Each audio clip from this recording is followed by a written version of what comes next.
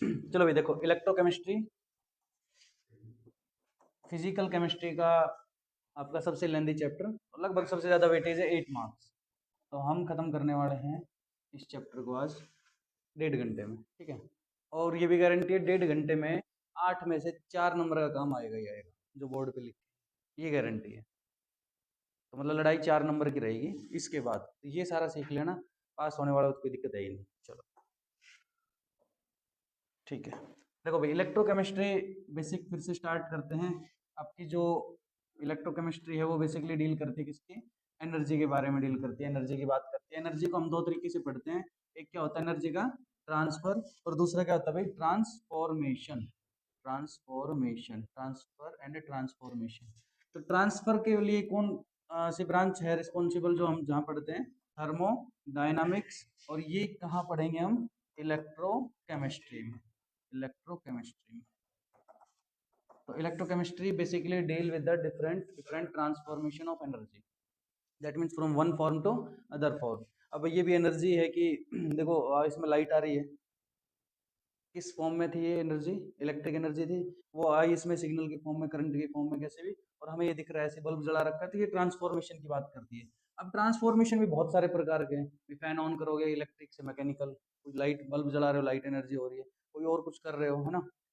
हमने बहुत सेलेक्टिव पढ़ना है इलेक्ट्रोकेमिस्ट्री में, दो तरह के ट्रांसफॉर्मेशन पढ़ने हैं।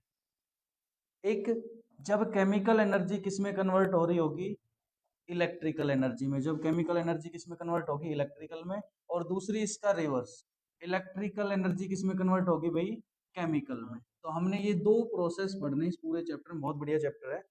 केमिकल से इलेक्ट्रिकल, इलेक्ट्रिकल से केमिकल। अच्छा, ये जो कन्वर्जन होगा ये किसके थ्रू होगा, ये एक डिवाइस के थ्रू होता है जिसको हम बोलते हैं सेल।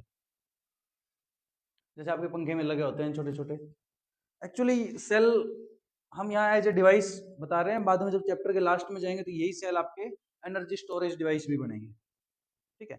तो इस चैप्टर में हमने जो पढ़ना है वो है एक तो ये कन्वर्जन एनर्जी का, और एक ये कन्वर्जन एनर्जी का। जब ये कन्वर्जन हो रहा होगा तो ये कन्वर्जन जिस सेल में होगा उस सेल को एक नाम दिया गया है अभी, क्या नाम दिया गया है, बोलो, chemical to electrical, electrochemical cell, electrochemical cell. और इसको क्या बोला गया है भाई, इलेक्ट्रोलाइटिक सेल। तो बेसिकली हम ये पढ़ने वाले हैं इस चैप्टर में, electrochemical cell and electrolytic shell.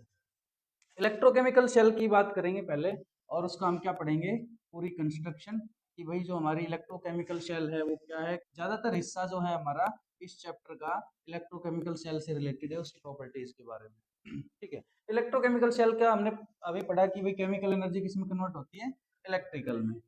तो इसका एक प्रिंसिपल भी होगा भाई, है ना। किस प्रिंसिपल पे काम करता है, तो देखो दोनों ही रिएक्शन जो है आपकी जो इलेक्ट्रोकेमिकल शेल होगी, इलेक्ट्रोलिटिक शेल होगी, दोनों में जो रिएक्शन इन्वॉल्व होती है वो बेसिकली रेडॉक्स रिएक्शन होती है। कैसी होती है, रेडॉक्स। लेकिन बेसिक डिफरेंस क्या होता है कि इलेक्ट्रोकेमिकल शेल में वो रेडॉक्स रिएक्शन कैसी होगी आपकी, spontaneous redox reaction, spontaneous redox reaction. देखो बोर्ड ने पूछा नहीं है लेकिन मुझे लग रहा है कि पूछ सकता है, जिस प्रकार से नए नए क्वेश्चन निकल के आ रहे हैं।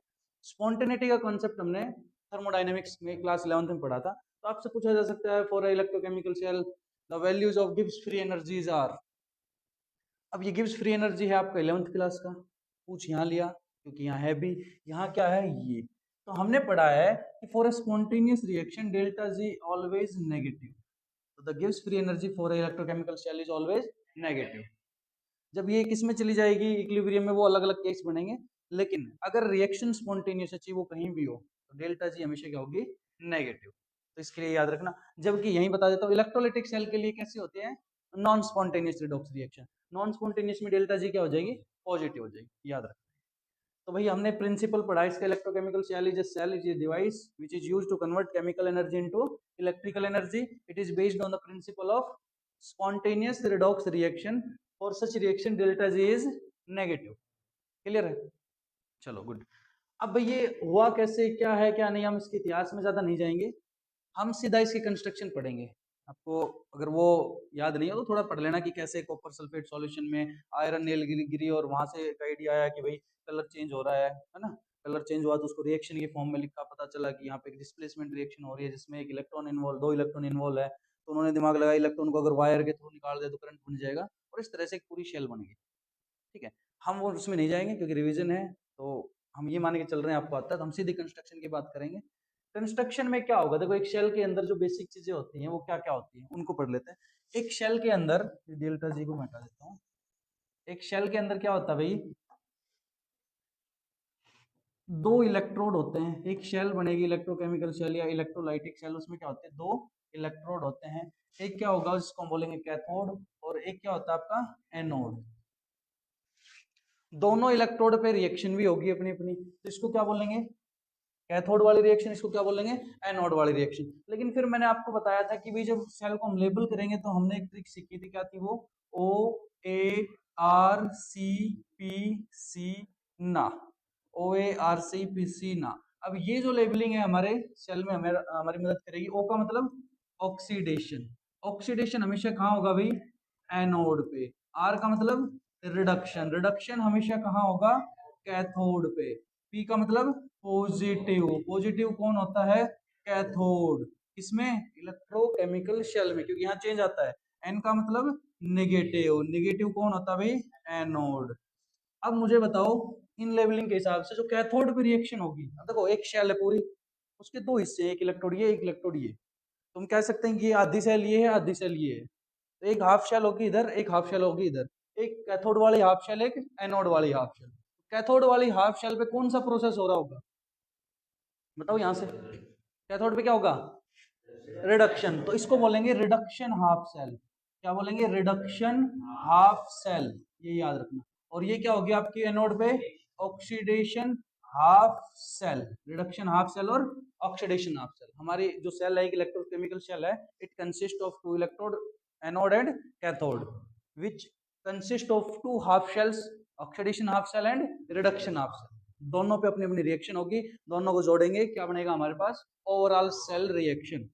तो हमारे पास दो कंपोनेंट होते हैं, कैथोड हमारा क्या होगा भाई, पॉजिटिव, एनोड कैसा होगा, नेगेटिव। किसमें, इलेक्ट्रोकेमिकल शेल में, ये जरूरी है, फिक्स नहीं करना। तो अब बनाते हैं। अब बाय कन्वेंशन ऐसा माना गया है कि हमारा जो इलेक्ट्रोड्स है ना भाई, हमने कहाँ रखने हैं ये, बताओ किस प्रकार से सेट करना है हमेशा, कि जो आपका एनोड होगा ना वो लेफ्ट हैंड साइड होगा और कैथोड किधर होगा, राइट हैंड साइड। तो भाई ये मेरा जो टर्मिनल होगा इधर वाला, ये क्या होगा हमारा एनोड और ये होगा कैथोड। अब देखो शेल में क्या होगा, हमारे मेटल के इलेक्ट्रोड्स होते हैं जो हम लगाएंगे, स्ट्रिप्स होगी मेटल्स की, एक इधर लगाई हमने और एक इधर लगाई, ठीक है। इनको हम एक वायर से कनेक्ट करेंगे। यहाँ हम क्या लगाएंगे बोलो, गैल्वेनोमीटर। यहाँ पे मान लो हमें करंट पूरा ही, गैल्वेनोमीटर क्या करता है, देखो यहाँ डिफरेंस आता है। गैल्वेनोमीटर स्मॉल जो करंट है उसको रिफ्लेक्शन को शो करता है कि भी कम है ज्यादा।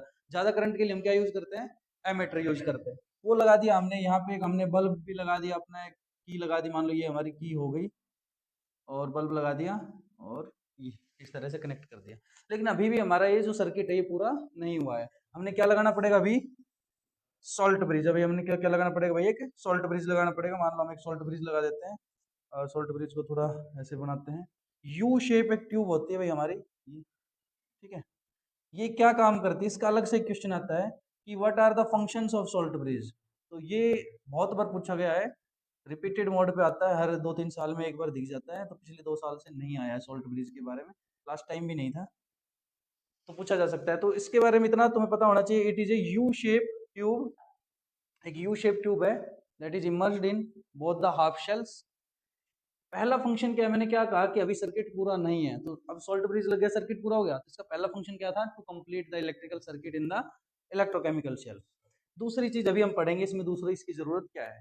तो भाई ये मेरा जो टर्मिनल था, इसको हमने नाम दिया, क्या नाम दिया, एनोड, और इसको हमने क्या नाम दिया, कैथोड। Anode and cathode. उसके बाद एनोड मेरा होता है भाई नेगेटिव, कैथोड मेरा होता है पॉजिटिव। ये मेरा एनोड पे क्या होगा, प्रोसेस ऑक्सीडेशन। तो ये मेरी बनेगी oxidation half cell, oxidation half cell. और ये क्या बनेगी मेरी, reduction half cell, reduction half cell. अब देखो अभी हमने केवल सेटअप लगाया है। मान लो एक मेटल लिया मैंने, अब मैं इसको जनरलाइज करके पढ़ा रहा हूँ क्योंकि रिवीजन है, तो तुमने थोड़ा सा किसी के लिए भी आ सकता है। जब हम पूरा पढ़ते तो हम बहुत सारे एग्जाम्पल लेते हैं। अब एक जनरल पढ़ेंगे, उसके बाद एग्जाम्पल अपने आप कर सकते हो। मान लो एक मेटल ले लिया मैंने, यहाँ एम, एम नाम का मेटल लिया, और यहाँ पे ले लिया मैंने एन नाम का मेटल। एक मेटल है एम और एक है एन। हमेशा याद रखना जोन सा मेटल ज्यादा रिएक्टिव होगा वो किधर आएगा हमेशा, एनोड पे। जोन सा ज्यादा रिएक्टिव होगा वो हमेशा क्या आएगा, एनोड पे। लेकिन ऐसा कहीं नहीं लिखा कि एम हमेशा रिएक्टिव ज्यादा होगा। पता चला कोई पी नाम का मेटल आ गया जो एम से भी ज्यादा है, तो एम इधर आ जाएगा, है ना। जैसे भाई एक चेयर डली हुई है, 4 लोग बैठे हैं, पांचों कोई बड़ा आ गया, तो हमारे मोरल जो मोरलिटी होती है कि भाई ठीक है अपना एक बड़ा है सम्मान में, तो सबसे छोटे वाला उठ के आ जाता है कि भाई आओ जी बैठो, ठीक है। लेकिन उसी समय कोई छोटा आ जाए तो कोई खड़ा होता है, नहीं होता है। तो ये कंपेरेटिव चीजें हैं, रिएक्टिविटी किसके साथ कौन ज्यादा रिएक्टिव। ऐसा नहीं है कि एम हमेशा रिएक्टिव होगा, एन हमेशा कम रिएक्टिव होगा। तो इधर एम लिया, इधर एन होगा। तो अगर सेल दी गई है और एनोड पे कोई है तो अंडरस्टूड है ज्यादा रिएक्टिव कौन, एनोड। और अगर कोई एनोड पे होगा तो उसका हमेशा क्या होगा, ऑक्सीडेशन। और कैथोड पे होगा उसका हमेशा क्या होगा, रिडक्शन। अब जो भी मेटल मैंने लिया उसी मेटल का मैंने क्या करना है भाई, आयंस भी चाहिए, है ना। तो यहाँ पे जो मैं लेता हूं, यहाँ पे क्या लेंगे हम, एक सॉल्यूशन लेते हैं, एक्वस सॉल्यूशन। वो एक्वस सॉल्यूशन किसका लेंगे भाई हम, जो मेटल लिया हमने उसी का कोई सॉल्ट सॉल्यूशन। अब ये एक बहुत ही मतलब कंफ्यूजिंग चीज होती है, आप लोग सब हाँ भर लेते हो, हम भी बता देते हैं कि भाई कौन सा लें क्या लें। तो एक्चुअल में वो चीजें हमारे सिलेबस में उतनी डीप में है ही नहीं, कौन सा सॉल्यूशन लेना क्या लेना। हमने सारे सल्फेट सॉल्यूशन लिए हैं लेकिन ये चीजें दोनों के आयंस जो है कॉमन आयंस वही होने चाहिए जो एक जैसे। अगर यहाँ जिंक सल्फेट है तो यहाँ भी आपका सल्फेट सॉल्यूशन ही लेना है। उसका कारण क्या होता है, उसका कारण होता है ये सोल्ट ब्रिज। इसकी फंक्शनिंग देखेंगे हम, अब ध्यान समझना। एक मेटल इधर, एक इधर। अब देखो होगा क्या, मेटल एम चाहेगा मैं ऑक्सीडाइज हूं, ऑक्सीडाइज होना चाहेगा ना। इस समय मान लो इस मेटल का हमने एक्वस सॉल्यूशन लिया हुआ है, कुछ मेटल के आयन से पॉजिटिव और ये कुछ उसके एनायंस है नेगेटिव। ऐसे इधर कुछ मेटल के आयंस है पॉजिटिव और उसके एनायन से नेगेटिव, बराबर बराबर है, न्यूट्रल है सारी चीजें। अब जब मैंने की ऑन की रिएक्शन शुरू हुई तो क्या होगा, इस मेटल ने ऑक्सीडाइज होना शुरू किया। कैसे, अपने आप। क्यों, क्योंकि this is based on the principle of spontaneous reduction. इसका मतलब यही है, अपने आप होगा। तो भैया जब मेटल ने ऑक्सीडाइज होना शुरू किया तो ऑक्सीडाइज कैसे होगा, मेटल ऑक्सीडेशन का क्या मतलब है, लॉस ऑफ इलेक्ट्रॉन। इसने N number of electron lose किए और ये आयन बनाया। अब देखो ये मेटल मान लो एम है, ये कैसे ऑक्सीडाइज हो रहा है, एम पॉजिटिव और एम एन पॉजिटिव और एन नंबर ऑफ इलेक्ट्रॉन निकल रहे हैं।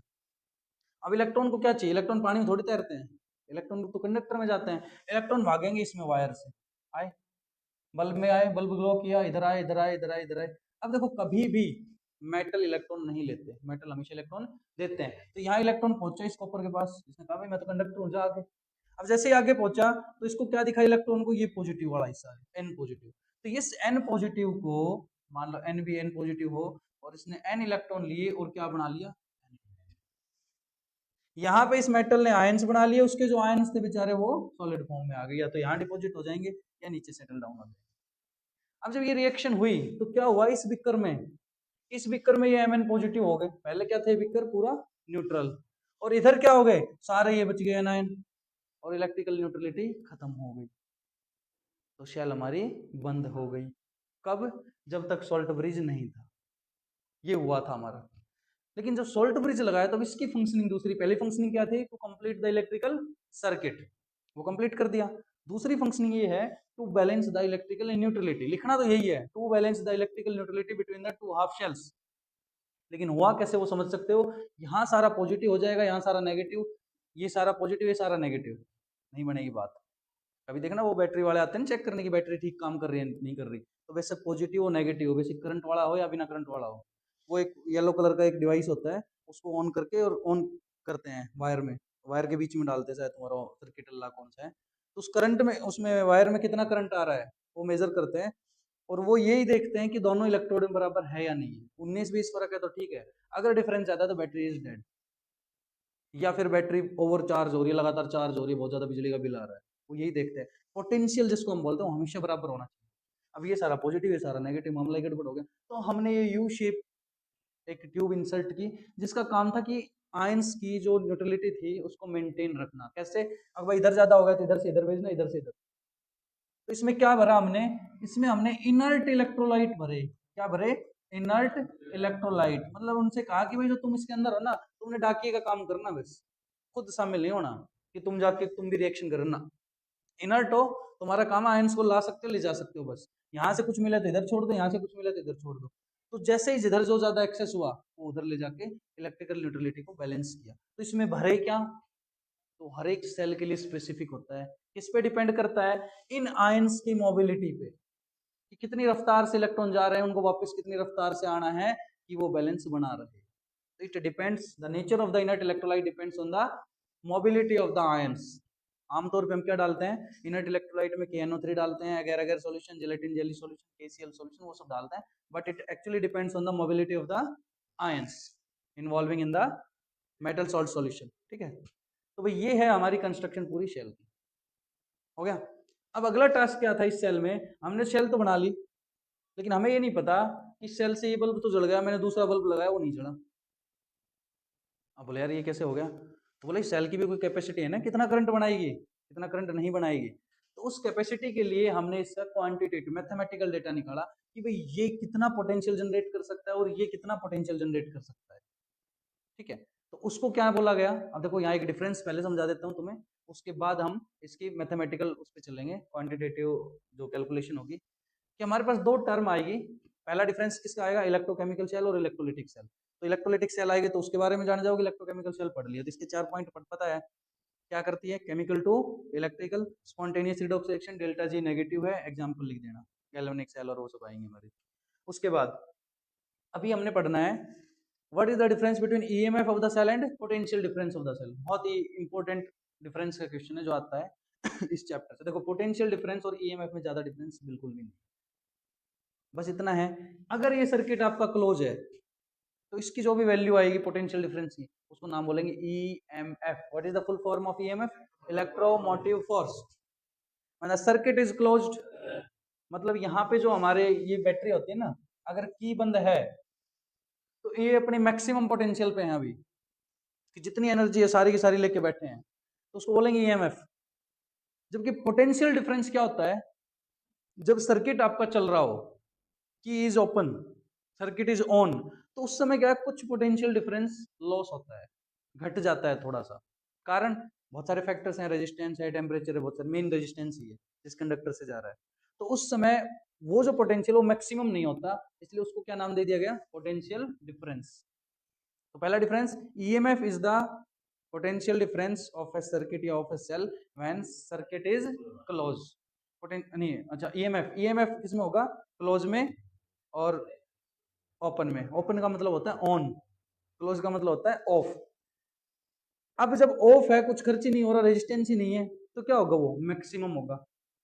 तो ईएमएफ हमेशा क्या रहेगा, पोटेंशियल डिफरेंस से ज्यादा रहेगा। तो अगली चीज क्या लिख सकते हो, EMF is the maximum potential difference that can be drawn from a cell.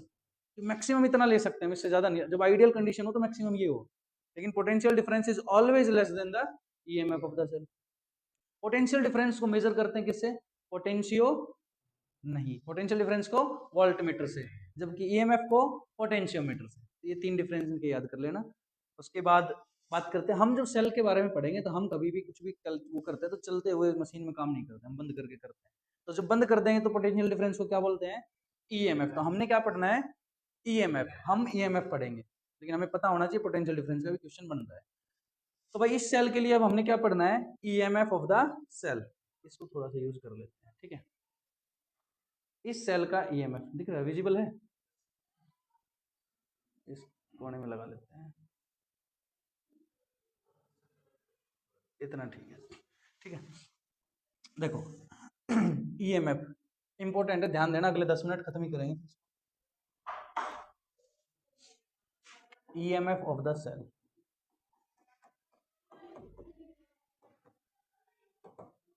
भाई ईएमएफ का मतलब हुआ कि पोटेंशियल कितना बनेगा। पोटेंशियल कौन बनाएगा, बेसिकली इलेक्ट्रॉन कितनी टेंडेंसी से जा रहा है वही तो बनाएगा, पोटेंशियल डिफरेंस क्रिएट करेगा। इधर से इलेक्ट्रॉन हम कितनी रफ्तार से छोड़ रहे हैं, यहां से इलेक्ट्रॉन कितनी जल्दी जाएगा, किस पे डिपेंड करेगा, कि भाई इस मेटल की इसके साथ क्या पोटेंशियल, किस उसमें आपस में इमर्स हैं, कितना वहां पे टेंडेंसी इलेक्ट्रॉन के इजेक्ट होने की, इलेक्ट्रॉन के निकलने की, इस पे तो डिपेंड करेगा। दूसरा, सामने वाला क्या है, अगर सामने बहुत ज्यादा कोई भूखा प्यासा है और यहाँ से इलेक्ट्रॉन भेज रहे हैं तो बहुत तेजी से जाएगा, लेकिन सामने कोई बढ़िया बैठा है, भाई मान लो इसने पानी पिलाना है किधर, और पता चला भाई ये प्यास से मरने वाला है कोई, तो बहुत तेजी से भागेगा। क्योंकि ये भी पिलाना चाहता है और उसको भी जरूरत है, लेकिन इसको पानी पिलाना है और पता चला सामने वाला ठीक है 1-2 घंटे आराम से रह सकता है, ऐसी कोई दिक्कत नहीं, तो ये भी आराम से जाएगा, उसके भी कुछ नहीं बिगड़ रहा। तो जो ईएमएफ है वो होता है कि ये कितनी तेज जाएगा, किस पे डिपेंड कर रहा है कि इसके अंदर टेंडेंसी कितनी है और उसके पास लेने की टेंडेंसी कितनी है, मतलब दोनों के डिफरेंस पे। इसकी टेंडेंसी ज्यादा से ज्यादा देने की हो और दूसरे की टेंडेंसी ज्यादा से ज्यादा लेने की हो, तो मैक्सिमम वहां पे ईएमएफ बनेगा। अब बेसिक कॉन्सेप्ट ध्यान से समझना, ईएमएफ के लिए कैलकुलेशन कैसे करते हैं। पूरे हमारी इलेक्ट्रोकेमिस्ट्री में, पूरी केमिस्ट्री में जब हम ईएमएफ पढ़ते हैं तो उसके लिए कुछ साइन कन्वेंशन बनाए गए कि जब मेरा मेटल एम है, जब मेरा मेटल एम है वो इलेक्ट्रॉन लूज करता है, इलेक्ट्रॉन जब वो लूज करेगा तो वो बनाएगा M N positive by the loss of N number of electron. तो ये प्रोसेस हुआ भाई ऑक्सीडेशन का, ये हुआ इसका ऑक्सीडेशन।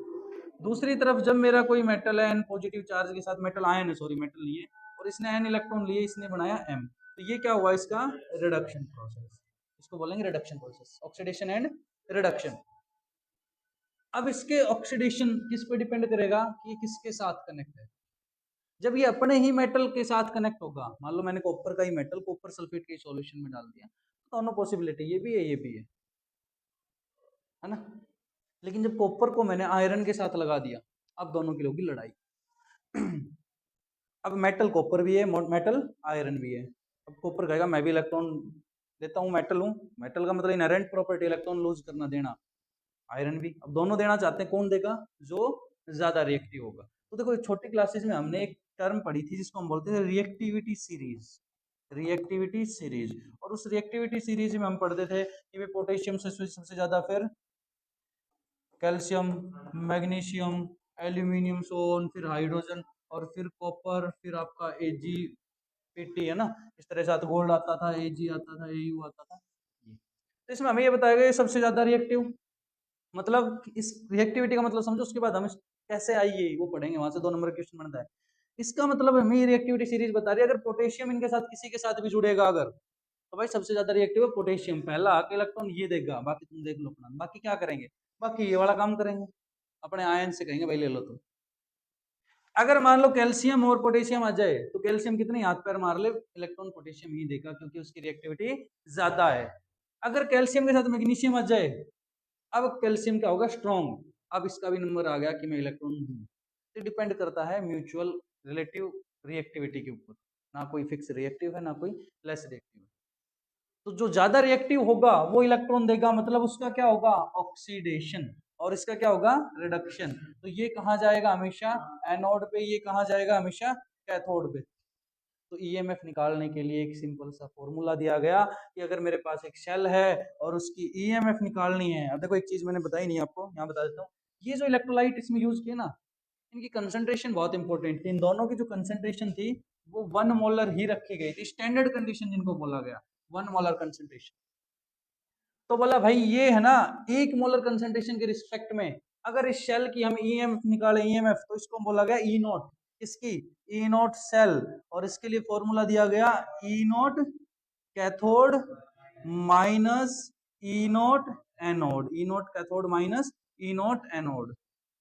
तो ये फॉर्मूला दिया गया। अब इस फॉर्मूले में जो वैल्यूज आएगी, न्यूमेरिकल वैल्यूज, वो हम पढ़ेंगे कि वो हमारे पास कहाँ से आई, कैसे हमारे पास इलेक्ट्रोकेमिकल शेल का इलेक्ट्रोकेमिकल सीरीज बनी जिसमें हमारे पास ई नॉट वैल्यूज है। ठीक है, चले, कितने मिनट की हो गई, 26, चलाएंगे अभी तो। चलो अभी देखो, तो एक टॉपिक आ रहा है, टॉपिक का नाम है इलेक्ट्रोकेमिकल सीरीज, इलेक्ट्रोकेमिकल सीरीज। ये टॉपिक हमें बताएगा जो हमने क्या पढ़ा था, reactivity series. Reactivity series is a part of electrochemical series, जिसमें से हमने कुछ सिलेक्टेड जो हमारे काम के थे 10वीं क्लास में पढ़ लिए थे। क्या किया भाई, अब समस्या ये थी कि आयरन और कॉपर को हमने साथ में जोड़ा, तो पता चला आयरन इलेक्ट्रॉन दे रहा है। कॉपर के साथ हमने दूसरा सिल्वर जोड़ा, तो पता चला कॉपर दे रहा है। पोटेशियम को हमने सोडियम के साथ जोड़ा, पोटेशियम दे रहा था। सोडियम को हमने जिंक के साथ जोड़ा, पता चला जिंक सोडियम दे रहा था, हालांकि सोडियम इलेक्ट्रोड यूज करते नहीं है, रिएक्टिव है। मैं कुछ रेफरेंस दे रहा हूँ कि हमारे पास बहुत सारी समस्याएं आ गई थी कि इलेक्ट्रॉन कौन देगा कौन लेगा, हमारे पास ऐसा कोई डेटा कोई सिस्टम नहीं था। तो उन्होंने क्या कहा, और दूसरा जब जोड़ के कुछ बना रहे हैं ना, तो अलग अलग पोटेंशियल के बल्ब जल रहे थे, किसी से कोई सा जल जा रहा था, किसी से कोई सा जल रहा था, किसी से कोई सा जल रहा था। मतलब हमारे पास ये नहीं पता था, हमने करंट तो बना लिया था, लेकिन ये नहीं पता था कितना बन लिया, कितना करंट इस सेल से बनेगा, हम किससे क्या चला सकते हैं। तो समस्या थी ये, तो उन्होंने इसके ऊपर ध्यान दिया और इसको सोल्व करने की कोशिश की।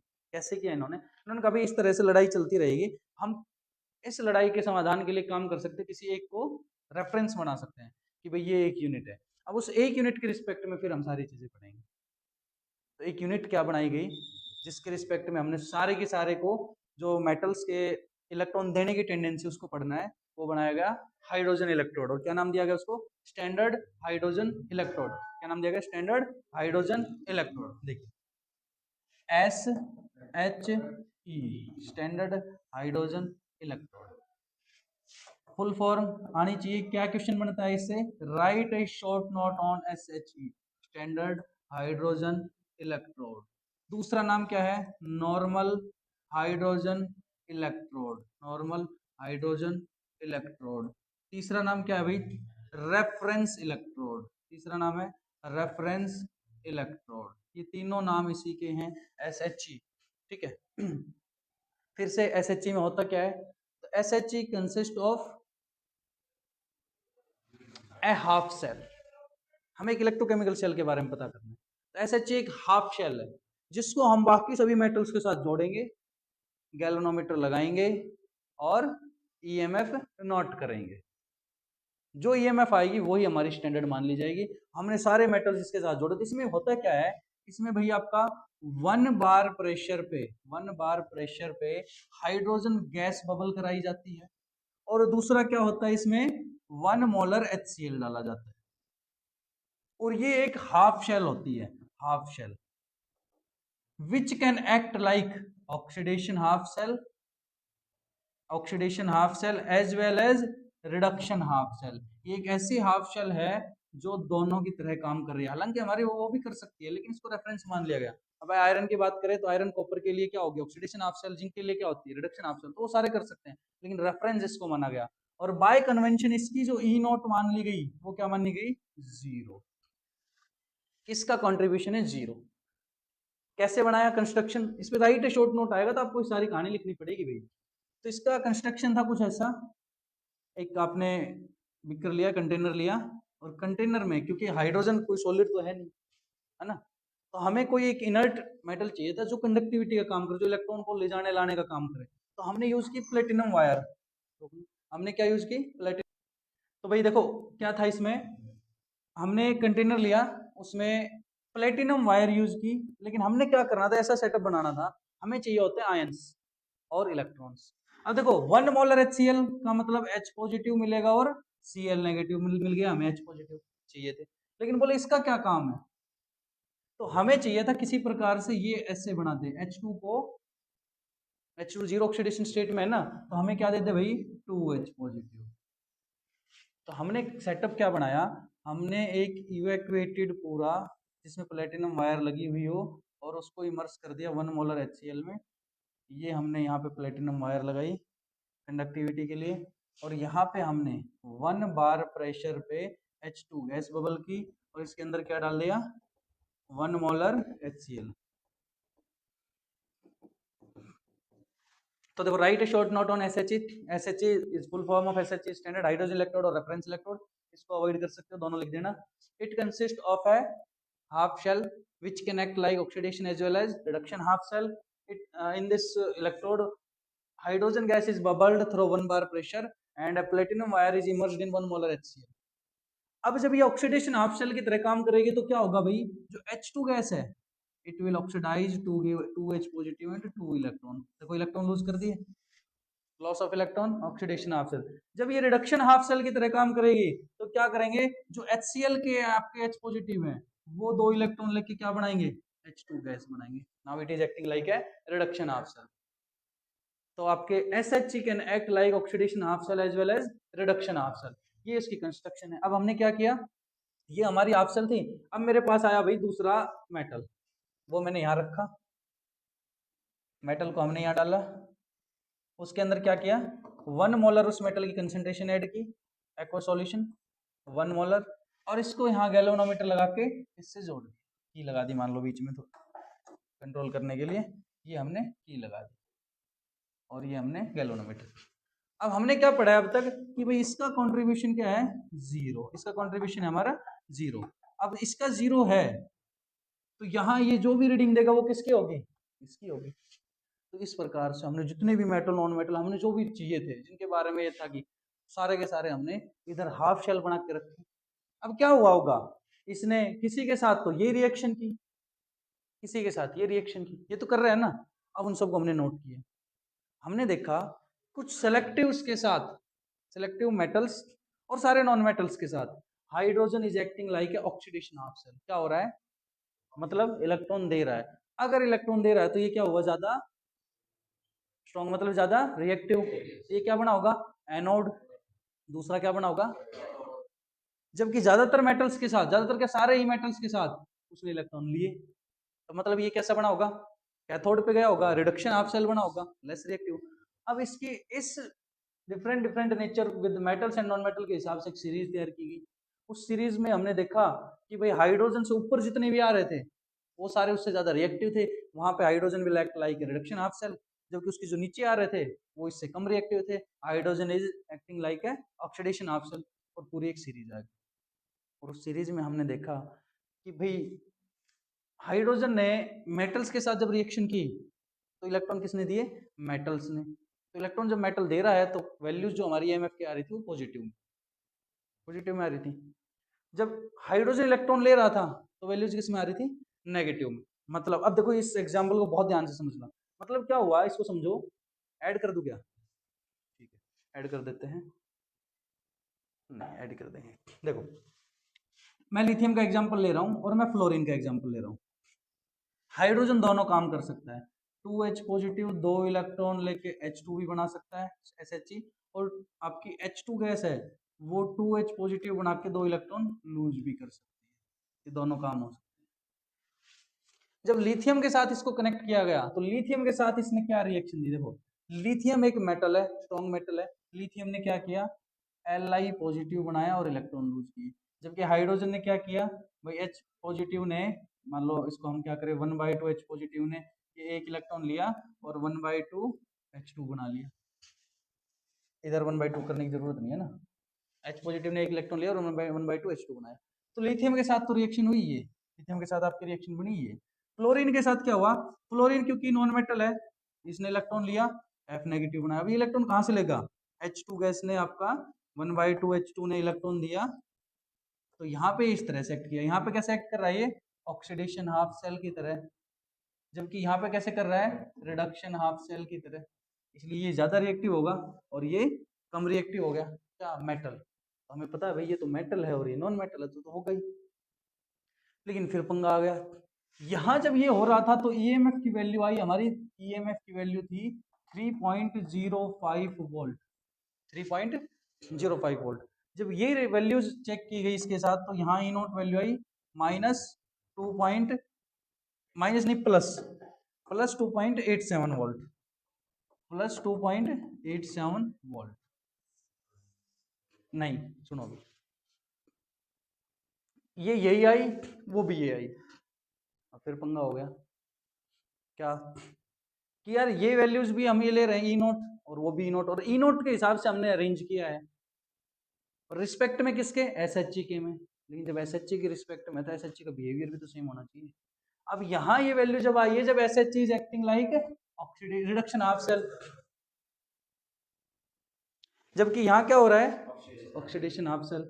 यहाँ पे ऑक्सीडेशन हाफ सेल की तरह काम कर रहा है ना। तो भाई ये हो गई गड़बड़। तो बोले भाई ऐसा है, हम मेटल्स की हमेशा रिडक्शन हाफ सेल ही लेंगे। अगर मेटल्स की रिडक्शन हाफ सेल लेंगे तो SHE को हमेशा कैसे बनना पड़ेगा, ऑक्सीडेशन हाफ सेल की तरह। बोले साइन कन्वेंशन बनाया गया, इसके लिए कोई थ्योरी या कोई वो नहीं है रॉकेट साइंस की। साइन कन्वेंशन बनाया गया, जैसे एनोड हमेशा लेफ्ट में रहेगा, कैथोड हमेशा राइट में।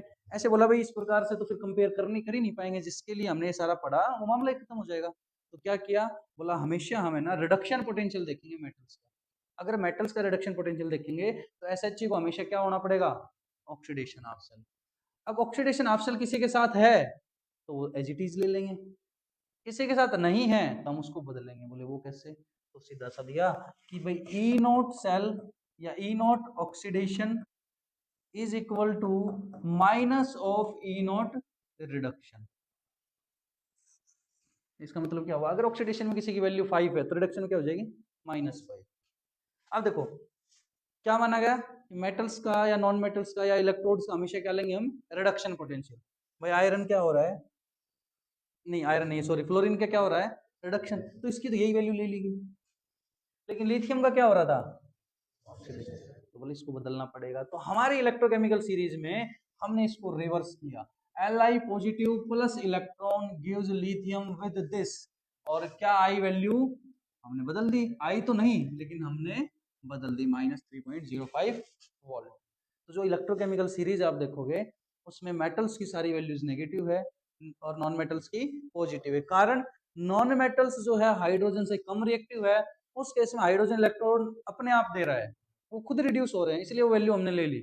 लेकिन मेटल्स के साथ नेगेटिव इसलिए है क्योंकि metals are more reactive than hydrogen. Actually तो मेटल्स इलेक्ट्रॉन दे रहे हैं, लेकिन हमने साइन कन्वेंशन के लिए उसको रिवर्स करके पढ़ लिया। ये देखोगे आप वहां वैल्यू इसकी मिलेगी, जबकि ऐसा कभी होता नहीं है। Lithium positive noble gas configuration है, उसको इलेक्ट्रॉन आप दे नहीं सकते, लेकिन हम दे रहे हैं विद नेगेटिव साइन। ठीक है, तो यहां से हमने क्या करना है, यहाँ से हमने ये सीखना है, ये इंटरप्रेट करना है इस पूरे कॉन्सेप्ट से कि आपको जो वैल्यूज मिलेगी कैलकुलेशन के लिए वो कुछ भी हो, आपको रिडक्शन में ले जानी है। अगर रिडक्शन में है बहुत बढ़िया है, नहीं है तो सोल्व करने से पहले आपका पहला काम है उनको हमेशा रिडक्शन पोटेंशियल में कन्वर्ट करना। ठीक है, अब बोला भाई 2 मेटल दे दे हमें और कई सेल कंस्ट्रक्ट करो। अब मैं एग्जांपल पे ले जाके खत्म करूंगा पूरे मामले में। कॉन्सेप्ट क्लियर है? चलो अब एक एग्जांपल पढ़ते हैं। आपका क्वेश्चन दिया गया है, क्वेश्चन है भाई ई नॉट Cu से Cu2 positive is equal to -0.34 volt, और ई नॉट Zn से Zn2 positive, E not Zn से Zn2 पॉजिटिव है 0.76 वोल्ट। क्वेश्चन समझना, कॉन्सेप्ट बहुत इंपॉर्टेंट है। कह रहा है construct an electrochemical cell and find out the E not cell for this cell which consist of these electrodes copper और zinc. एक ऐसी शेल है जिसमें 2 इलेक्ट्रोड है, इनकी ई नॉट शेल निकालो और शेल कंस्ट्रक्ट करो। आपको नहीं बताया कौन एनोड है कौन कैथोड है, क्या है क्या नहीं है, बस यही है। तो आपकी अप्रोच क्या रहेगी? पहला काम है हमने शेल बनानी, तो एनोड कैथोड का पता लगा, लेकिन हमें तो दिया ही नहीं है। तो ध्यान से देखोगे, ई नॉट शेल का कॉन्सेप्ट अगर आपने पढ़ा है तो दिया है, कैसे करोगे? पहला काम क्या दिया है, ऑक्सीडेशन हाफ सेल, हमें चाहिए ही नहीं। हम क्या करेंगे, कन्वर्ट करेंगे। हम कहेंगे भाई देख ऐसा है, आपने जो दे दिया वो हमारे काम का नहीं है, हम इसको अपने काम से बनाएंगे +0.34 वोल्ट, और ई नॉट Zn2 पॉजिटिव से Zn -0.76। क्या बोलेंगे इसको, reduction potential of copper with respect to SHE। अब बार बार विद रिस्पेक्ट टू SHE बोलने की बजाय ये नोट लगा दिया, this note denotes standard reduction potential of copper and standard reduction potential of zinc.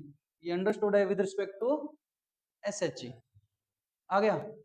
अब मैंने क्या कहा कि हाइड्रोजन के रिस्पेक्ट में सारे मेटल्स किस में है, वैल्यूज कैसी है, नेगेटिव, और सारे नॉन मेटल्स या लेस रिएक्टिव मेटल्स पॉजिटिव। तो भाई ये क्या आ रहा है, नेगेटिव, ये क्या आ रहा है, कौन ज्यादा रिएक्टिव होगा,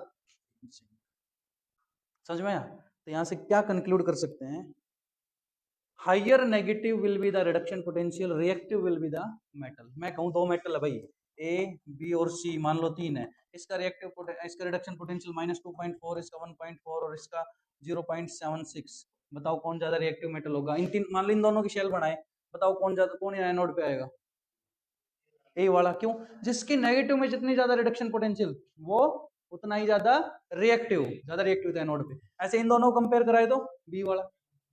अच्छा, आपसे कहे कि ए बी और सी 3 मेटल हैं भाई, एक के 0.34, 0.64 और 0.14, ए और बी का अगर सेल बनाए तो बताओ एनोड पे कौन आएगा? अब ए, पॉजिटिव में जितनी कम उतना ज्यादा रिएक्टिव, इन दोनों को जोड़े तो सी। ठीक है, पॉजिटिव में वैल्यू जितनी कम, कौन सी वैल्यू, रिडक्शन पोटेंशियल। पहला काम रिडक्शन पोटेंशियल, पॉजिटिव में रिडक्शन पोटेंशियल जितना कम वो उतना ही ज्यादा रिएक्टिव, नेगेटिव में रिडक्शन पोटेंशियल जितना ज्यादा वो उतना ही ज्यादा रिएक्टिव। समझ में आया? चलो आगे चलते हैं। तो भाई हमने अभी शेल कंस्ट्रक्ट करनी है। अब तक जो हमने पढ़ा है, जितना भी पढ़ा है, उस सब को कंक्लूड करेंगे इस एग्जांपल के साथ। यार हम सोच तो लेते हैं पूरी कर देंगे, लेकिन देखो सही बात तो ये है, अगर आप तरीके से सामने बच्चे बैठा के पढ़ाओ ना, तो फिर मैराथन नाम का कुछ होता नहीं है। ठीक है, अकेले तो हम कुछ भी बता देंगे, क्योंकि फिर हम तुम्हारे लिए रिस्पॉन्सिबल नहीं है। जो मन आया वो पढ़ा दिया, नहीं आया वो पढ़ा दिया, तुम देखो मैराथन। लेकिन हो नहीं पाता ऐसे प्रॉपर तरीके से अगर कराएं तो। देखो हमारा पहला काम था एनोड कैथोड की पहचान करना, कर लिया हमने। ये मैंने बनाया भाई आपका एनोड वाला शेल, हाफ शेल, ये कैथोड वाली हाफ शेल। यहाँ पे मैंने एक इलेक्ट्रोड लिया, कौन सा हमारा, मान लो इधर लिया मैंने, कौन है हमारा, जिंक। जिंक लिया, जिंक मेटल लिया, और इधर ले लेंगे हम कॉपर। जिंक तो वैसे ब्राउन होता है ना, कोई बात नहीं, थोड़ा कलरफुल हो गया। इन कलर्स का मेटल्स के कलर से कोई लेना देना नहीं है, ये सब काल्पनिक है। देखो कनेक्ट किया, क्या लगाया, गैल्वेनोमीटर की बल्ब जोड़ दिया। बीच में क्या लगानी है हमने, एक सॉल्ट ब्रिज लगाना है। सॉल्ट ब्रिज लगा दिया भाई, ये लो। यू शेप ट्यूब, फंक्शन बोलो सॉल्ट ब्रिज की क्या है, to complete the electrical circuit and to maintain the electrical neutrality. क्या भरा जाता है इसमें, इनर्ट इलेक्ट्रोलाइट। इनर्ट इलेक्ट्रोलाइट, ये लिया मैंने जिंक, और ये लिया मैंने कॉपर। ये इसमें हमने जिंक का सल्फेट आयन ले लिया हमने। अब वही सल्फेट आयन मैंने इधर भी लेने पड़ेंगे। ठीक है, तो ये हुआ भाई मेरा ZnSO4। और ये किस फॉर्म में रहेगा, एक्वस में। इलेक्ट्रोलाइट होने के लिए एक्वस होना जरूरी है। यहाँ क्या लेंगे हम, copper sulphate, aqueous. Copper sulphate solution, aqueous solution का कलर कैसा होता है, ब्लू कलर। ठीक है, कॉपर सल्फेट पेंटाहाइड्रेट, एक एक्सपेरिमेंट भी होता है, कॉपर सल्फेट ब्लू कलर का होता है सॉलिड फॉर्म में भी। उसको स्पैचुला में लेके हीट करोगे तो उसका कलर कैसा हो जाएगा, व्हाइट।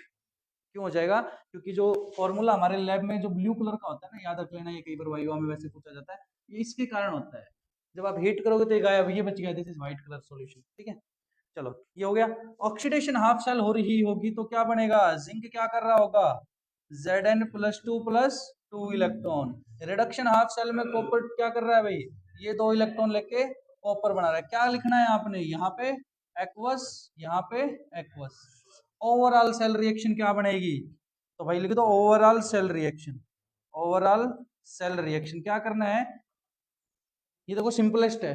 मैं दोनों बात बता देता हूँ, कभी भी जब ओवरऑल सेल रिएक्शन होगी इलेक्ट्रॉन नहीं बचने चाहिए। अब यहाँ तो भाई 2 दे रहा है, 2 ले रहा है, इलेक्ट्रॉन खत्म। लेकिन अगर कहीं ज्यादा हो, जैसे एल्यूमिनियम आ जाए, 3 आ जाए, तो आप उसको मल्टीप्लाई करके क्या करोगे, बैलेंस करोगे।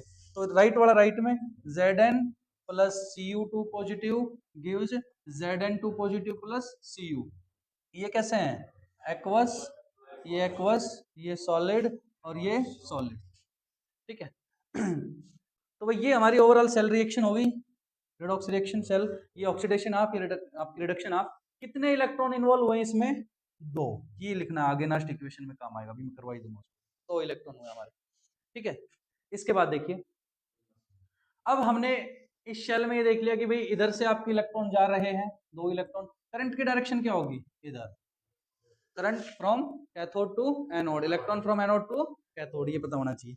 अब देखो ई नोट शेल निकालनी है, इसका हमें पता है इसकी वैल्यू कितनी है, -0.76। उसकी कितनी है, +0.34। तो ई नोट शेल क्या बनी, E naught cell is equal to, क्या था formula, E naught cathode minus E naught anode.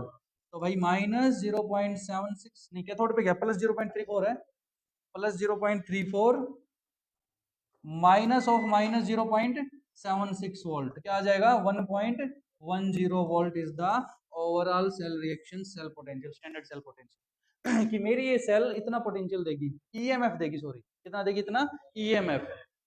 Potential difference होगा वो इससे थोड़ा बहुत कम ही होगा, इससे ज्यादा नहीं हो सकता, आइडियल केस में बराबर होगा जो होता है। ठीक है, अब देखो यहाँ साथ के साथ एक और कॉन्सेप्ट निपटाई देते हैं। अब भाई आपसे कई सेल बनानी है, ये सारा देख के डाटा और कहीं 2 नंबर में करो, find out the E naught cell and represent the cell. अब 2 नंबर में ये थोड़ी बना के आओगे। तो एक और कॉन्सेप्ट आया हमारे पास, सेल रिप्रेजेंटेशन। इस सेल को अगर आपने रिप्रेजेंट करना हो तो क्या है rule, A B C, A B C. What is the meaning of A, anode, B bridge, C cathode. तो भाई एनोड का मतलब जो एनोड पे हो रहा है, ब्रिज मतलब डबल हम दो स्लैश लगाएंगे सोल्ट ब्रिज के लिए, और सी मतलब कैथोड। एनोड पे क्या हो रहा है, Zn से क्या जा रहा है, Zn2 पॉजिटिव जा रहा है डबल स्लैश, और कैथोड पे क्या हो रहा है, Cu2 पॉजिटिव से Cu। भाई ये क्या है आपका एक्वस, ये क्या आपका एक्वस। अब जो स्टैंडर्ड कंडीशन है तो हम एक्वस लिखेंगे, क्योंकि स्टैंडर्ड कंडीशन पे कंसंट्रेशन क्या होती है 1 मोलर। ठीक है तो दिस इज सेल रिप्रेजेंटेशन। अब क्या किया, किसी ने बोला यार हम तो 1 मोलर के हिसाब से नहीं करेंगे, मत कर भाई। तो बोले हम कंसंट्रेशन बदल दें तो क्या होगा, ये तो हमने पढ़ा ही नहीं। इस चीज को पढ़ने के लिए एक और नए साइंटिस्ट आए जिसको नाम था नस्ट, और उन्होंने एक सीधी इक्वेशन दी, हमारे सिलेबस में सीधी इक्वेशन है नस्ट इक्वेशन। बिल्कुल नहीं घबराना है इससे, आमतौर पे यहाँ के फंस जाते हैं तुम, मैं कह रहा हूँ ये है ही नहीं कुछ। अगर यहाँ तक का तुमने पढ़ लिया, अगर तुम ये निकाल पा रहे हो तो उसमें तो कुछ है ही नहीं। सीधा याद रखना है क्या होती है नस्ट इक्वेशन। पहली चीज, नस्ट इक्वेशन क्या बताती है, कॉन्सेप्ट समझो, मैं लाइन बोल रहा हूँ उसको कनेक्ट करना। Nernst equation deals with the change in EMF due to the concentration change, या effect of change in concentration on the EMF of the cell। कि किसी सेल में अगर हम कंसंट्रेशन बदल, किसकी बदलेंगे, मेटल कोई कॉपर की कंसंट्रेशन थोड़ी होगी, किसकी, कॉपर सल्फेट की। इलेक्ट्रोलाइट की अगर हम कंसंट्रेशन बदल लें तो सेल की ईएमएफ पे क्या फर्क पड़ेगा, कौन बताता है ये, नस्ट इक्वेशन सीधी है भाई। ई शेल देखो, ई नॉट हट गया ना, नॉट क्यों हट गया, क्योंकि नॉट थी केवल एसएच के रिस्पेक्ट में, 1 मोल के रिस्पेक्ट में, लेकिन अभी आ गई E cell. E cell is equal to E not cell minus 0.0591 by n log of concentration of, किसकी कंसंट्रेशन बोलो, concentration of product divided by concentration of. अब इसको हम थोड़ा और सिंप्लीफाई करते हैं, कहां से लेंगे प्रोडक्ट और रिएक्टेंट, ओवरऑल सेल रिएक्शन से। कौन है प्रोडक्ट पे, जिंक। जिंक कहाँ है, एनोड में। कॉपर कहाँ है, कैथोड। तो मैं लिख सकता हूँ log of concentration of anode divided by concentration of cathode, लिख सकते हैं। अगर कहते the cell is in equilibrium condition, याद करो इक्विलिब्रियम क्या होता था, KC, concentration of product divided by concentration of reactant. तो इसी को क्या लिख सकते हैं हम सीधा, log ऑफ केसी। तो these are different different form और नस्ट इक्वेशन। अब कहते हैं कि भाई अब आपको क्या कहेगा, देखो उस क्वेश्चन में क्या दिया था, मैं इस क्वेश्चन को दोबारा से बनाता हूँ नस्ट इक्वेशन की फॉर्म। आपको ये डेटा दे दिया, उठाते हैं हम, ये पूरा उठा लेते हैं, ये दे दिया आपसे, ठीक है। दूसरा आपसे दे दिया ये, दूसरा दे दिया आपसे ये, ठीक है। लेकिन इसमें थोड़ा सा बदलाव कर दिया, इसमें कह रहा है 0.2 मोलर और 0.4 मोलर। कह रहा है find out the E cell for the given reaction. ये नस्ट इक्वेशन का क्वेश्चन है, बस इतना ही डिफरेंस होगा नस्ट इक्वेशन में और ई नॉट शेल। कह रहा है भाई फाइंड आउट द, ये कहाँ का रहेगा, अच्छा जिंक वाला रहेगा, और लगाते हैं, क्या रहेगा, ये भी रहेगा, कितना था यहाँ, ए नॉट Zn प्लस 2 से Zn, ठीक है, माइनस। ये सवाल है Nernst equation, find out the E naught E cell for the given data for the given cell. अब सेल रिप्रेजेंटेशन मिली है, क्या मिल गया तुम्हें, कंसंट्रेशन। तो वही सीधी सी बात है, ई शेल ही निकलेगा, ई नॉट शेल तो नहीं निकाल सकते। लेकिन ई शेल के फॉर्मूले को ध्यान से देखोगे तो ई शेल के फॉर्मूले में भी ई नॉट शेल तो है ही है, वो तो निकालनी ही पड़ेगी। लेकिन बदलाव क्या आ गया, कंसंट्रेशन बदल गई, तो भाई अब शेल की पोटेंशियल तो बदलेगा। लगाओ formula, E cell is equal to E not cell minus 0.0591 by n log of concentration of product by concentration of reactant. बताओ भाई ई नॉट शेल क्या आई थी 1.10 volt minus 0.0591 by n, what is n, number of electron change in overall cell reaction, कितने थे, 2, log of product कौन है भाई, एनोड। प्रोडक्ट कौन बनता है, एनोड। ये कंफ्यूज नहीं होना, ये इधर चला गया, एनोड कौन है 0.2, डिवाइडेड बाय 0.4, 1/2 आ जाएगा, 1/2। या हम इसको ऐसे कर लें, log 2 माइनस log 4। अब देखो फंस जाओगे, 1/2 कर दोगे तो क्या करें इसको भाई, ऊपर 10 से गुणा नीचे 10 से गुणा बराबर। तो इसको हम कैसे सोल्व कर सकते हैं? देखो इसके सॉल्यूशन में थोड़ा सा तुमने ध्यान रखना है कैसे करना है। 1.10 वोल्ट माइनस 0.0591/2 log ऑफ 2/4 लिख सकता हूँ मैं। log 2/4 को मैं क्या लिख सकता हूँ? log 2 माइनस log 4 लिख दूं, log 2 माइनस log 4। अब ये log वाला पढ़ लेना, log 2 माइनस log 4। log 2 क्या होता है भाई? 0.30। और log 4 को क्या लिख सकते हैं? 2 log 2। भाई इसको वैल्यू हमने 0.30, मैं इसको सोल्व कर रहा हूँ केवल, 0.30 माइनस इसको मैं लिख सकता हूँ log ऑफ 2 का स्क्वायर। तो log 2 के स्क्वायर को फिर मैं दोबारा से क्या लिख दूंगा? 2 log 2। log 2 को फिर से मैं क्या लिख सकता हूँ? 0.30। तो इसको मैं कर दूंगा माइनस मल्टीप्लाई बाई 0.30, क्या हो जाएगा हमारे पास? माइनस 0.6 और प्लस 0.30, माइनस 0.30 बचेगा। क्या बचेगा? माइनस 0.30। मैं इसको यहीं पे करता हूँ, माइनस 0.30। तो ये मल्टीप्लाई बाय माइनस से क्या बन जाएगा? प्लस 0.15 है, गुणा भाग करके सोल्व करिए। So this is a numerical problem related to Nast equation. Nast equation deals with the effect of change in concentration on the EMF of the cell. ठीक है, तो मेरे ख्याल में हमारा इलेक्ट्रोकेमिकल सेल हो गया खत्म। अब इसके हमने पढ़नी है प्रॉपर्टीज। प्रॉपर्टीज में हमारे पास कुछ है, वो हम निपटाते हैं अभी। ठीक है, यहाँ तक क्लियर? बताओ, तुम लोग बताओ, कोई डाउट है तो? है टॉयलेट करें, ये तो डाउट नहीं होना चाहिए, इसके लिए श्योर होना चाहिए था। तो करके आना है, चलो जा कर दे, थोड़ी देर स्टॉप कर दे। कितनी देर की? देखो भाई, अब हम शुरू करते हैं। इलेक्ट्रोकेमिकल सेल हो गए खत्म। अब थोड़ा सा इफेक्ट जो है, हमने कंसंट्रेशन का तो पढ़ लिया, लेकिन उसकी थोड़ी सी दूसरी चीजें कि करंट आएगा वो किस किस चीज पे डिपेंड करता है, कंडक्टेंस क्या होगा, है ना, उससे रिलेटेड है। तो ये मामला शुरू करते हैं हम इलेक्ट्रोलाइट से, थोड़ा सा स्पीड से पढ़ेंगे। इलेक्ट्रोलाइट्स, इलेक्ट्रोलाइट्स क्या होते हैं? तो इलेक्ट्रोलाइट्स जो होते हैं, आयंस होते हैं बेसिकली, वो सब्सटेंस जिनको पानी में डिजोल्व करे तो आयंस में टूट जाए। अब ऑलरेडी कोई लिक्विड स्टेट में और आयंस में एग्जिस्ट करते हैं, पानी में हम डाइल्यूट करते हैं उसको, तो वो भी इलेक्ट्रोलाइट है। तो फिर सारी चीजें ऐसी होनी चाहिए इलेक्ट्रोलाइट। तो इसको थोड़ा एक एग्जांपल से समझो कि भाई अगर हमारे पास NaCl है, NaCl is an electrolyte but glucose is not an electrolyte. बस यहाँ से एक एग्जांपल से मैं इसको क्लियर करूंगा।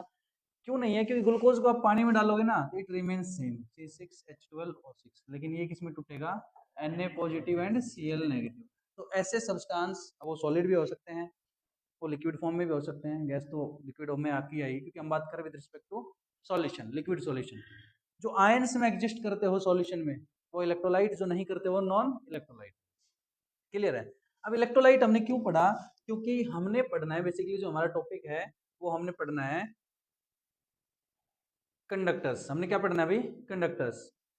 कंडक्टर्स क्या होते हैं? पेज नंबर 6 पे चलते हैं सीधा। चलो, हमने पढ़ना है कंडक्टर्स। अब कंडक्टर्स हमारे पास दो प्रकार के होते हैं भाई, एक होते हैं मेटालिक कंडक्टर्स और दूसरे क्या होते हैं? Electrolytic conductor. इसलिए इलेक्ट्रोलाइट पढ़ा हमने। ये एक इलेक्ट्रोलाइटिक कंडक्टर है, ये एक इलेक्ट्रोलाइटिक कंडक्टर नहीं है। ठीक है, तब इससे रिलेटेड हमने चीजें पढ़नी है कि हमारे पास दो प्रकार के कंडक्टर थे, मेटालिक और इलेक्ट्रोलाइटिक। मेटालिक हम ऑलरेडी पढ़ चुके हैं, तो मेटालिक पढ़ते हुए हम इलेक्ट्रोलाइट की तरफ जाएंगे, इलेक्ट्रोलाइटिक को पढ़ेंगे और उसके बाद हमारे इलेक्ट्रोकेमिकल शेल से रिलेटेड जो चीजें हैं उनको डिस्कस करेंगे। मेटालिक कंडक्टर किसके होते हैं? मेटल्स के होते हैं। क्या काम करते हैं भाई? करंट कैरी करते हैं। क्या करते हैं? करंट कैरी करते हैं। करंट कैरी करने के लिए यहाँ पे कौन होते हैं? कैरियर्स।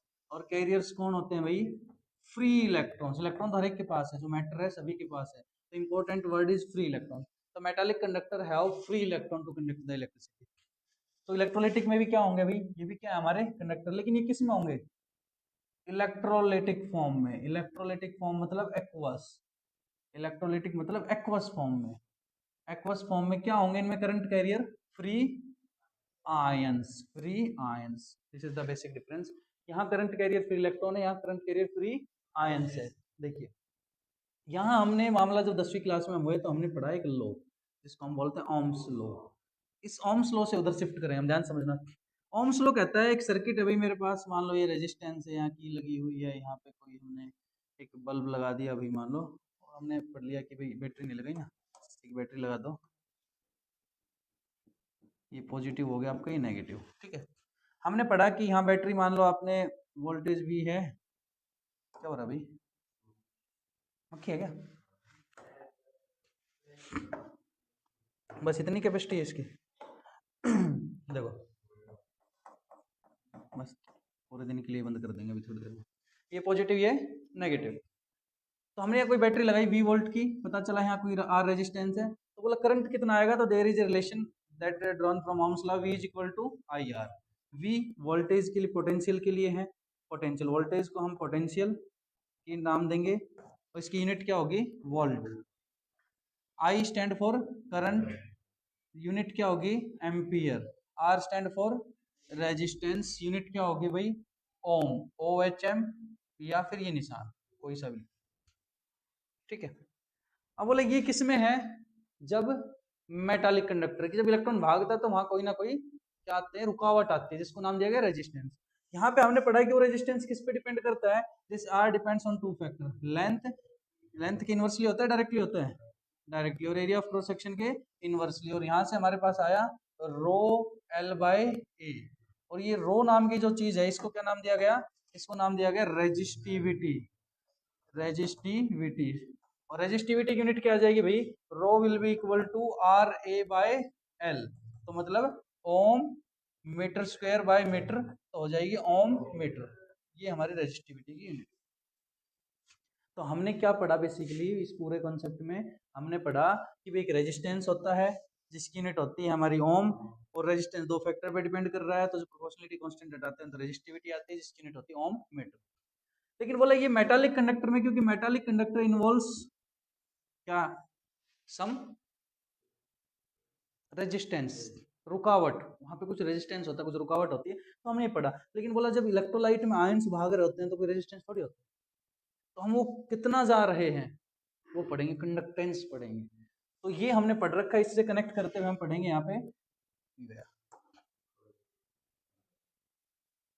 गया, बस ये कॉन्सेप्ट करके खत्म करेंगे। हमने पढ़ना भाई conductance, conductance is denoted by G, capital G, important.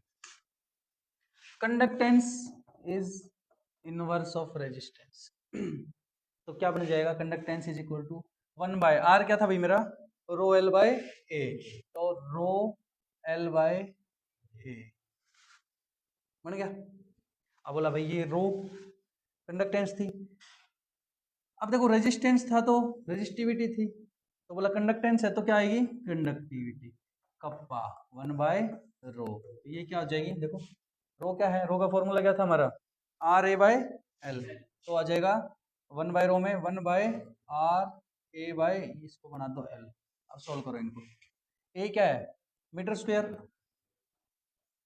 Row metre, अच्छा इसको मैं लिख दूं 1 बाय रो, 1 bye rho into metre, 1 bye रो क्या हो जाएगी कप्पा, तो हम कप्पा उसको डेरिवेशन बाद में कर लेंगे, 1 बाय रो, रो का यूनिट क्या है ओम मीटर, तो इसको मैं लिख देता हूँ 1 बाय ओम मीटर इंटू मीटर, तो क्या हो जाएगी 1 बाय ओम, हो जाएगा ओम इनवर्स, इसी को कह सकते हैं महो, महो। तो कंडक्टेंस की यूनिट क्या होगी ओम इनवर्स या फिर मो, MHO।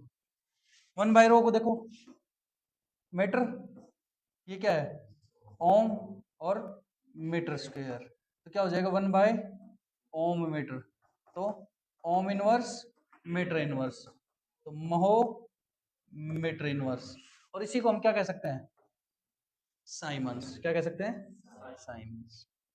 साइमंस के साथ मीटर इनवर्स आएगा क्या, तो साइमंस किसको कहा हमने महो को, तो हम यहां भी क्या कर सकते हैं साइमंस, ठीक है। तो ये यूनिट्स ये डेरिवेशन, अब यहाँ देखो इनमें थोड़ा सा मैथ है, रीअरेंजमेंट है चीजों में कि हम इनको आपस में कैसे कनेक्ट कर सकते हैं।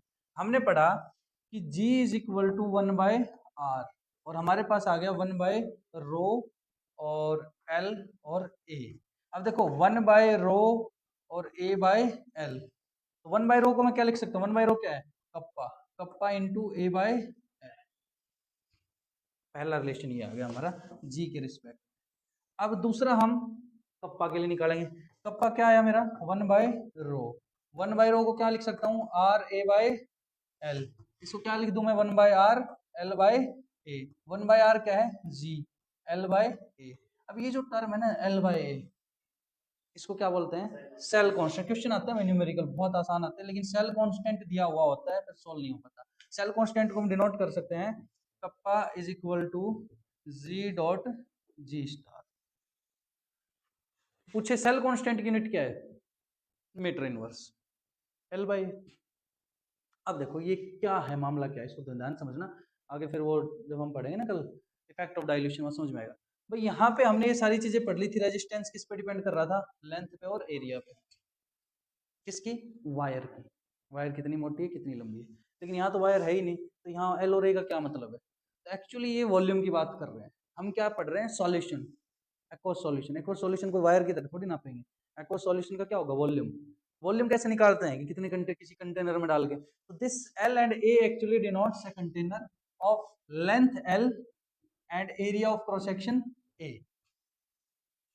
इसकी बात कर रहा है कि एक ऐसा इलेक्ट्रोलाइट जिसको एल लेंथ के कंटेनर में रखा गया है और उसका area of cross section A है, किसी बीकर की बात कर रहा है, और उसमें आपने क्या डिप कर रखे हैं, इलेक्ट्रोड्स डिप कर रखे हैं, और इसके अंदर जो आयंस है, फ्री आयंस हैं, कैटायंस और एनायंस, ए पॉजिटिव ए नेगेटिव सी पॉजिटिव, इनके मूवमेंट से जो करंट इधर उधर हो रहा है, ये करंट कैरियर का काम कर रहे हैं, वो ये जो है ये सिनेरियो है,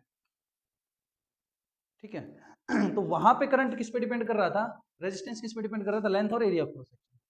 यहाँ पे किस पे डिपेंड करेगा, conductance, ions, number of ions पे, कितने आयंस है, और मोबिलिटी ऑफ आयंस पे, how freely ions are moving here and there, ठीक है। तो भाई ये हमारा थोड़ा सा कंडक्टिविटी के बारे में। अब इसकी जो बाकी की चीजें वो फिर कर लेंगे, अगली क्लास में कर लेंगे, और इलेक्ट्रोलिटिक सेल के साथ कनेक्ट कर लेंगे। चलो आज की क्लास में इतना ही।